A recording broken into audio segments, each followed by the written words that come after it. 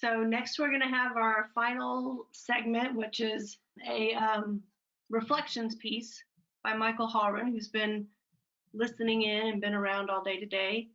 He is a Northeast Texas author who has published several novels and holds a master's in adult education from Texas A&M and Texarkana campus. He's a member of the Texas Authors Association, the East Texas Writers Association, and the Northeast Texas Writers Organization. He is a 2018 winner of the Jory Sherman Short Story Contest for his sci-fi satire, The Device. And he's presenting to us from New Boston, Texas. Hello, Michael. Hello, April, and hello, neighbor Matt. I'm just down the road, Highway 8 here in New Boston. This has been a great day. Excellent presentations from everyone, and I'm honored to be able to be a part of this program. My part is to do the reflection, and in the reflection, I think there's three aspects. You scratch your head and say, what was that all about? What just happened? There you go, Tom, very well done. And then how did this affect me? How did this affect me emotionally? How does it affect me mentally? Did this inspire me in a certain direction? And then the third part would be, what am I going to do about it? And from hearing today's presentations, I see three main streams that came out of the presentations, and that I would like to kind of group them together. One is the personal story, the importance of the individual story. Secondly would be pictures, or the visual aspect of storytelling. And thirdly would be dealing with the obstacles, such as the bad parts of the cow. And like Matt said, the can of worms that gets open when you start doing this process. And the flip side of that is the support system. So using those three streams, I'd like to try to put this together. I can't give a reflection on how anybody else experienced today, so I would just have to come from my personal experience of what today's presentations did for me, what they highlighted in my life, and what things helped make meaning for me. So I hope that'll be helpful to everybody else. I like to start at the very beginning with the title called Putting Action into Words. When I first saw this title months ago, my dyslexic mind read it as putting words into action. And that's because all your life it's drummed into you, actions speak louder than words, put your money where your mouth is, walk the talk. Well, those are good formative expressions for when you're young, but if we're talking about veterans here who have experienced incredible life experiences, we're beyond that. We already have the story. I've been to different writers groups and they say, oh, authors are always people in search of a story. And I say hogwash. I gave a presentation in Northeast Texas recently where I said, I feel like I'm an author who is stalked by stories. I have published 5 books and none of them I intended to write, but life happened, and each of those stories are genuine stories. And I would encourage all the listeners, people that view this program now or later, to realize that what they went through, like Tom said, how did I get here? You are an amalgam of all these experiences that nobody else in the world has ever experienced, just like you. You are a unique universe. So no one can say to you, oh, that story's already been told, that's not worth listening to, and so on. But you will get that. You will get that pushback. And I have a good friend named Ruth Gill. And when you look at Ruth Gill, she's in her 80s, and she's just a real delightful, sweet lady. And she is just somebody you think would just sit home and knitting and never did anything interesting in her life. But she's a great fan of my books, and whenever a new one comes out, she comes to see me. She says, how are you going with the new book? And we got talking one day, and I told her about my travel, and she goes, well, I traveled too when I was younger. My husband and I, we went to Africa, and I got to ride elephants there, and we went to North Africa, and I was on camels. And she's going on and on about all these countries that she's been to and these incredible things she's done. And I'm saying, Ruth, this is incredible. This would make a wonderful story. I mean, looking at you, you would never know that. But she said, well, I told that to a friend of mine one time. And she said, well, who would read it? And that was all it took. That was a wet blanket that just shut her right down. And I said, Ruth, that's the wrong question. The question isn't who's going to read it. The question is, who else but you could write this story? And that, I think, is what people have to realize. You are going to find perhaps your closest friends or maybe even your family members are going to be your worst detractors during the story writing process. That happened to me. Most of them have come around now, but I think my wife thought I'd lost my mind. I'll tell you why in a little bit. And my children thought I was running away from the family. And actually, it was a total stranger that ended up being my muse or my mentor, that it was my greatest ally in helping to write my first book. So let's pause for a second. And I want to talk about pictures a little bit. And if Elizabeth's still there, true confession, I'm a bit afraid of artists. I have a healthy fear or respect of them. They unnerve me because I am artistically challenged. I think it started back when I was in MIT. And at MIT, I had no problems getting A's and B's in like calculus and physics and chemical engineering, computer science. But I had one F during my time there, and it was in art appreciation. And I'm afraid my instructor did not appreciate my lack of art appreciation. But I'll get ahead of the story by saying I'm now a convert. But I had this assignment back then, and I was given a piece of paper and a crow quill pen, I think it was called. And I was supposed to start with a line pattern and duplicate that pattern across this piece of paper. Well, if you're old enough to know the Peanuts cartoon, and every time Charlie Brown had to write a letter to his pen pal, it always had the blots on the paper. Well, that was my project. I was about a third of the way across the page, and the rest of the page, it might as well have been going to the moon. I said, I'm never going to get here. So I just wrote ETC and turned it in, and I got back a F with the ETC after it. So I think my problem is I approached it wrong. I just looked at it as like a chore or as punishment, and I didn't see it. And I was also maybe looking at that it was right or wrong, and that was the wrong way to look at it. I wasn't looking at it as a discovery or as a process of just even having fun, like Elizabeth said, just go out and play. To me, it's just something I needed to get over and done with so I could check that off my list for the day and be done with it. So that was about my total experience with art. And a couple of years ago, something happened to me, and I'll share that. I was staying at a lake house we were renting in Hot Springs, Texas, Hot Springs, Arkansas, I mean. And when we came in, it had been a long day traveling, and I walked down the hallway, and there's this painting on the wall, and I just whizzed by and said, bunch of dots. So I'm gonna try and make that look like that for you. Bunch of dots. It made no sense at all. And so I went off. The next morning, I was having my coffee, and there's this beautiful wall-to-ceiling picture windows overlooking the lake. And there was this blue heron. And my wife and I just watched this blue heron just majestically, calmly strode along the shore fishing. And it was absolutely beautiful. The lighting, the ambiance was perfect. Everything is like, golly, just made these wonderful emotions come up in me. And I turned around and I looked back at that far wall at that bunch of dots. And there was that blue heron in that setting. And obviously the owner of this place, who was an artist, had seen that and had captured that in a painting.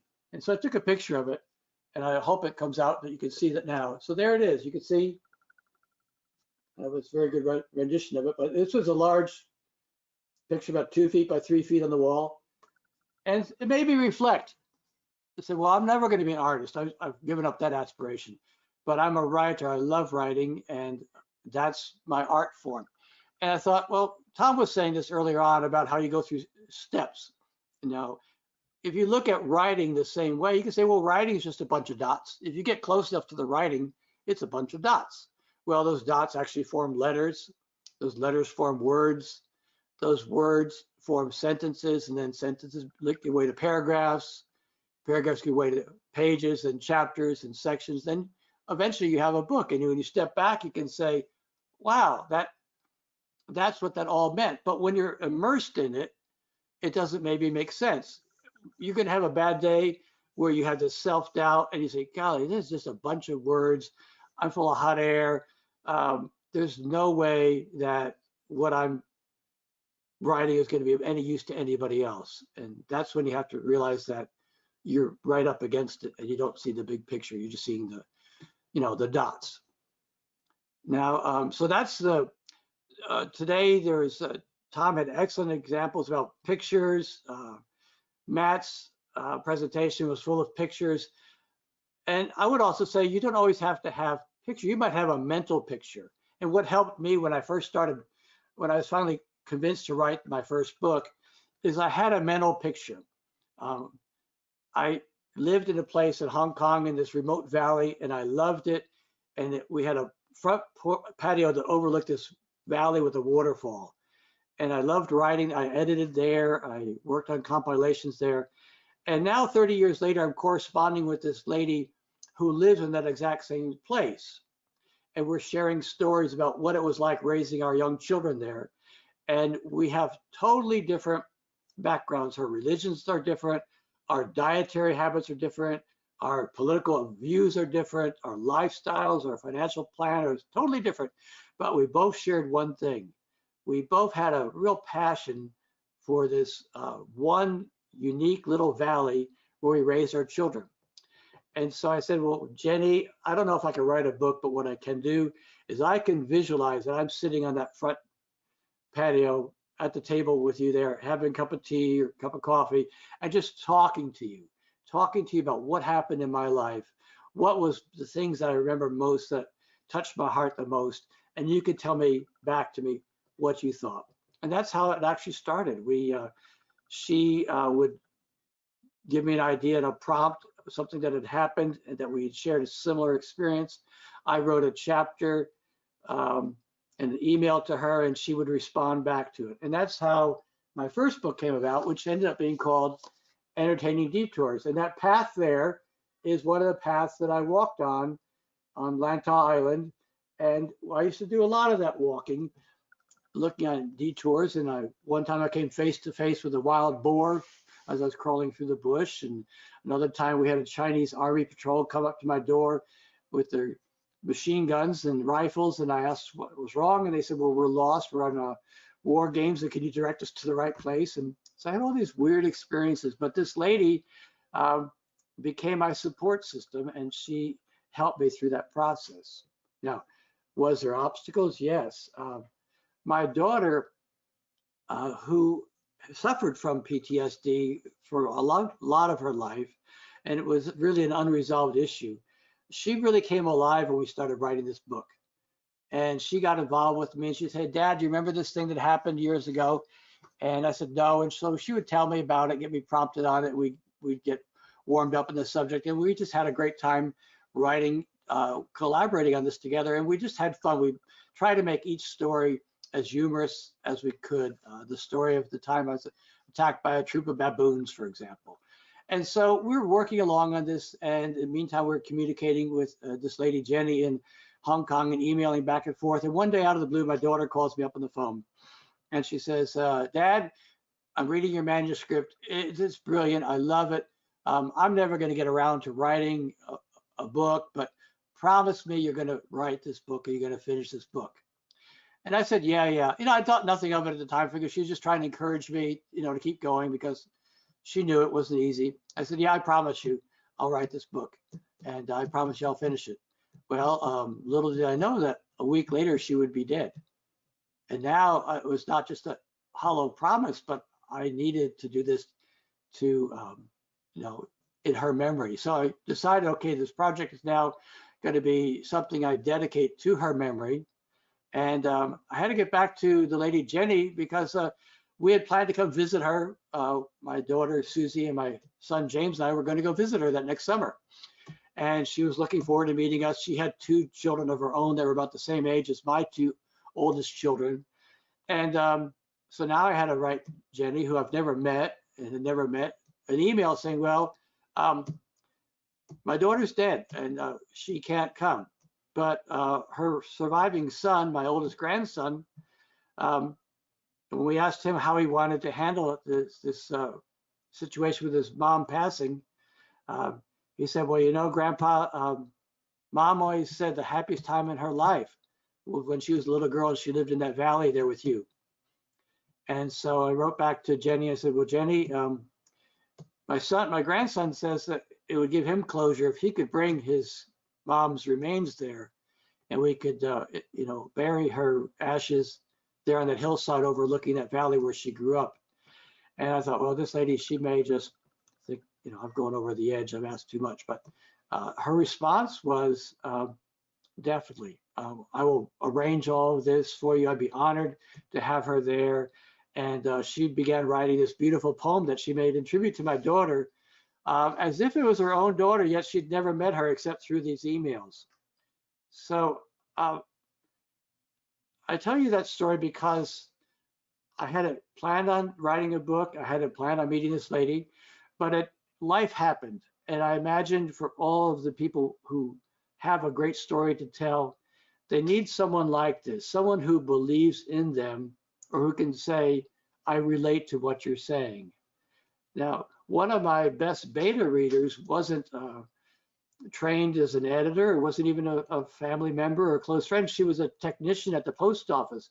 But for some reason, she got really excited about this project. And every time I bring her a chapter to read, she'd go through it and she had really good pushback. She said, well, how did this happen? Or why'd you say this? Or how did you get from here to there? And she went through the process with me chapter by chapter and kind of took some of the emotion away and made me face the logic of it and the nuts and bolts of it. Yet she was unpaid. She was, like I said, just an acquaintance, a professional acquaintance. And yet this person was an ally that came to help me. And I would encourage all of those that are thinking about writing to expect that there's somebody out there like that for them. And while they may not know who that person is right now, if they can just do like Matt said, if you have a bad day, just write the title page or just write the copyright page. Just write something to get you from today till tomorrow. And at some point, you're going to meet someone who's going to say, hey, I believe in you and I'd like to help you. Now, when I finally got my book finished, I thought, okay, that's done. We planned to write this book so our children would have something as a, you know, a legacy that they could refer to as like a memoir. And it was all done. And I was talking to some business acquaintance who ran a hospice there in Texarkana. And she said, well, you need to get this out. You need to get word about this out. This is fantastic. And so she knew of a newspaper writer at the main paper there, the Gazette, and she contacted him. And next thing I had a full page spread in the specialty section one day, and I was doing radio interviews and radio spots, and all of a sudden these people just rallied around my story, and I was giving book signings and going to different places. And I believe there's a quote in The Alchemist where the author says that when you really set your mind on something, the whole universe conspires to help you. And I believe that's true. I had a universe of people that really wanted to help me succeed. Now, on the other side, there was the pushback. A couple of my kids say, you know, you've lost your mind. Are you in love with this lady that you keep communicating with her? I said, no, I have no romantic interest in her, and neither does she have in me. But we both share this passion for this particular location, and we want to see our story get out. Well, they just could not believe that, understand that. And my wife thought I was just wasting my time. Well, once the royalty checks started coming in from the book, then my wife changed her tune and said, well, you know, you need to write a trilogy. And so I said, well, I thought I'd finished. I wrote my one book and I thought I put as much in there as I could ever write. But again, life happened. As I told people in New Boston about my story, people asked me, well, you lived all over the world. How did you ever end up in New Boston, Texas? And so that was the question that drove my second book, which was The Little Town with the Big Heart. And that's about New Boston. And basically what I did is I just recorded my conversations with people in New Boston, what it was like living there, what it was like being a new arrival there, and also listening to people's oral history about what New Boston was like. And this gave me a wealth of material. And I learned that these people that I've known, whether it's the man at the golf course or the lady that helped run the cemetery, these people had an incredible story to tell. And my book became like a vehicle for them to tell their stories. It's a collection of short stories. And again, it was not something I intended to do, but life happened, and it's genuine. These are real things that happened to real people. And I didn't have to worry about, oh, I wonder what the plot's going to be like, or wonder who the heroes are going to be or the villains are going to be. Because like those of you veterans who are thinking about writing your story, you already know. You know the story. You have the characters. You have the emotional set of what happened. You know all the feelings, the sensations of what happened. You know how it ended. And it's all there. So you don't have to pretend like if you're a fiction writer. A lot of writers write fiction nowadays. I think the biggest genre right now, biggest selling genre is romantic novels, romantic fantasies. It's not my cup of tea, but that's what sells the most. But that's a series of made up stories. And all the veterans that are watching this, you don't need to make up a story. Your life is a story. I'll use Tom, if you don't mind, for an example. Tom came to make a presentation to us at the Northeast Texas Writers Association. And if you look at Tom from the outside, just like if you look at if you know an amethyst, if you look at it outside of an amethyst, it just looks like a rock. You bust open that amethyst and there's this beautiful purple gem inside there. Well, Tom from outside and is very unassuming. He looks like any one of other 64 million baby boomers. But as Tom told his story at this meeting, the next day that I spoke to one of the ladies on the board, she said, I'm now referring to him as the most interesting person in the world. And she just was so fascinated at all the different things that Tom had done. And so I kind of teased her. I said, well, you know, Jean, you used to say I was the most interesting person in the world, and now what's happened? And she says, well, there's enough room in the world for two most interesting people in the world. And I think that will be true of a lot of people that were attending this seminar today, this workshop today. I would strongly suggest that everyone that's heard this presentation today takes away this thought that, not that, well, I don't think I could write because of what I heard today. There's something in there that I don't think I can do. I think instead that they should say, what I heard, something I heard today convinces me that I can write. Now, Matt's presentation was fantastic. For A to Z, that's one of the best presentations I've ever heard of how a story started and how to walk it all the way through to the end. Having said that, it's quite daunting. If you haven't started with your title yet and you're thinking about having to write a query and publishers and being rejected, it can seem rather daunting. But you know, this is day one in kindergarten and we're just starting, and there's no need to worry about the query letter right now. That will happen once you get to that point. Your momentum will propel you forward. So if anyone has watched this presentation today and has said, oh, this is too much, there's too much detail, don't. You will find someone who will help you when you get to that point. I did. There's people out there that are agents that are quite adept at helping you get through that minefield, and some of them are quite supportive, and they're not wanting to gouge you with a lot of money. There are some agents out there that I've met that I can refer you to if need be. They'll help you get through that process if you decide to go that far. Now, I'm going to show you something, and if Matt's still there. This came from the bazaar in Baghdad. My son picked that up when he was there. My son was Soldier of the Year 2006 for the Army 3rd Corps.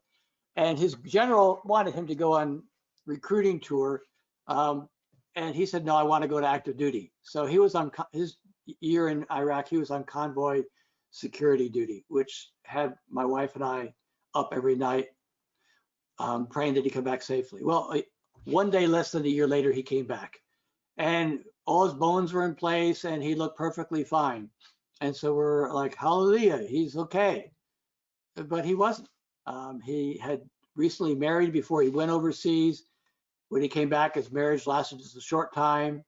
He had a number of tempestuous relationships after that. Came out of the Army, had a bunch of jobs that just were horrible for him. And he was just kind of stumbling about. He's a man of great promise, great ability, and yet he was just making a mess of things. And then about 8 or 9 years after he came out, I was writing my first book, and all of a sudden he said, Dad, I'm writing a book. And I don't know if it's coincidence or what, but he wrote his book. It's called Blood, Smoke, and Mirrors. And that's my son, John Hawron. And he wrote that book, and I think he mainly wrote it for himself and for me to read and understand what he had gone through. And he's dedicated the book to sufferers of PTSD. And once he wrote that book, I don't know if it's coincidence, which was cause, which was effect, but his life settled down. He became a functioning person. He re-enlisted. He's now a warrant officer. He flies Apache helicopters. He's currently in Poland. He has a new wife and family, loving, supportive, wonderful relationship. And just to go with what Matt was saying, that PTSD does not have to last forever. It can be conquered. And I've seen that in my son. Now, whether it happened as a coincidence at the same time that he wrote his book, or whether writing the book really helped him to grasp that issues and to get over that, I'd like to leave that as maybe a plug for the people who are thinking about writing, are not sure they really want to, that I would say go for it, because it might be just what you need.